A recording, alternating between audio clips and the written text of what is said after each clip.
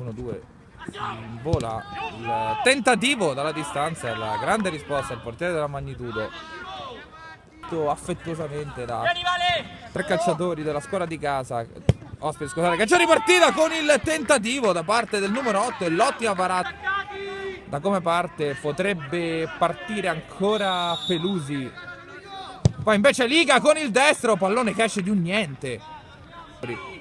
Pallone riconquistato in mezzo al campo da parte della Magnitudo.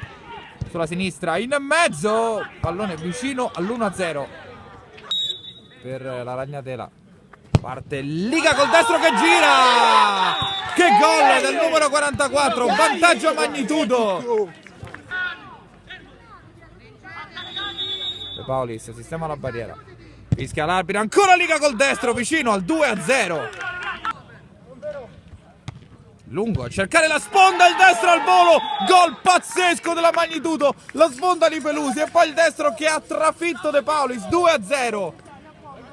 Pronto a deviare in gol sul secondo palo, ora batte addirittura il corner, il miracolo, il pallone che rimane lì e alla fine riesce a trattenerlo Pagano, ma che perde altrettanto banalmente il difensore della Ragnatela, quindi può distendersi sulla destra, la squadra in maglia bianca con il destro che prende il palo pieno.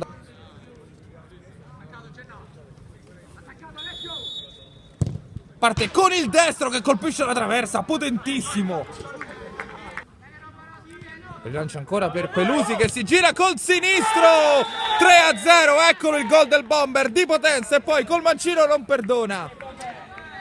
Anch'esso coi piedi per Melchiorre, se la porta al limite, può provare il destro e la grandissima parata.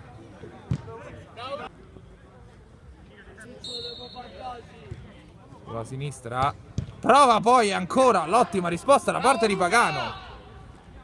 Prova con il destro, ribattuto ed arriva il fischio dell'arbitro. Magnitudo 3, Ragnatela Pub 0, squadra bianca che vola 6 punti in classifica.